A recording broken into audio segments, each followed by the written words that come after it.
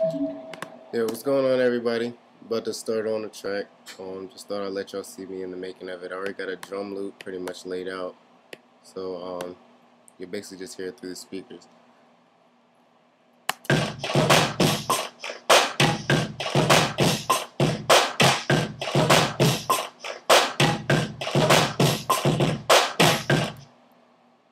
Alright, and now I'm finna start probably adding some instruments.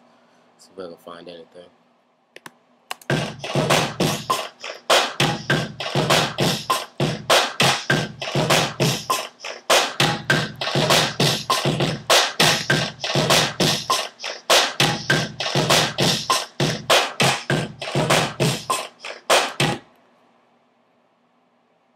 Alright, what I'm gonna do first, I'm gonna start mixing some of these drums so that when I add instruments it doesn't like sound all cluttered and everything. So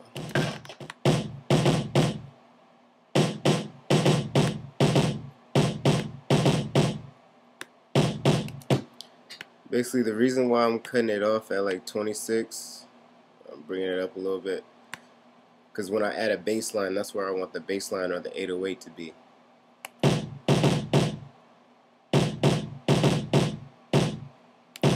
Another good thing to use while you're EQing is some kind of reliable analyzer, so you can also see what you're EQing. It's just a visual. You should, you really want to use your ears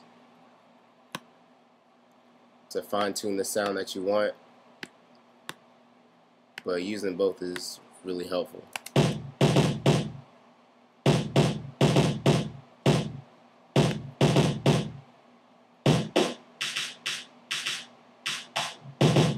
Another good rule of thumb when you're EQing, when you're turning something up in your EQ, try to use a wide band. You don't really want to make it that noticeable that one particular frequency is going to be brought up some, so you don't want it like that. You don't want it skinny. You don't want it skinny like that.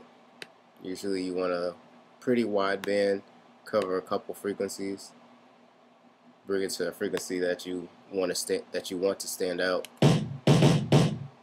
Right there for me is like the kick of that, the punch of that kick right there. I want to take out some of the body so it doesn't fight with any instruments I might bring in.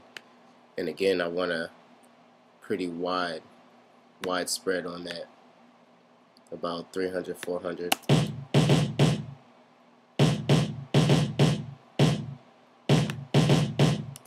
I really don't need it that much high end that's in there, so I'm going to cut out some of that. I'm going to tighten up that EQ, bring it out.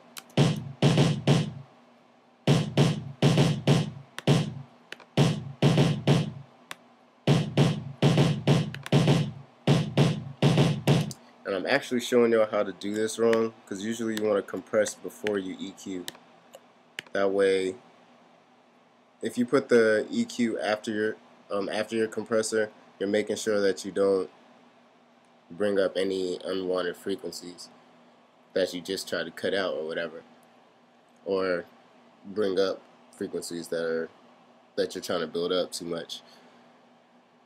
So yeah, usually you want to compress and then EQ. If you do it the other way, maybe it's some kind of sound design thing that you might be doing.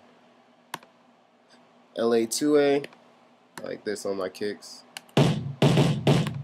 Always want to make sure that it's not peaking, so you might have to adjust the gain and everything.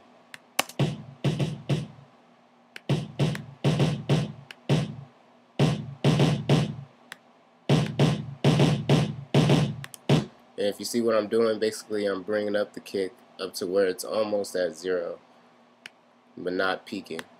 That way I can start doing the peak reduction over here.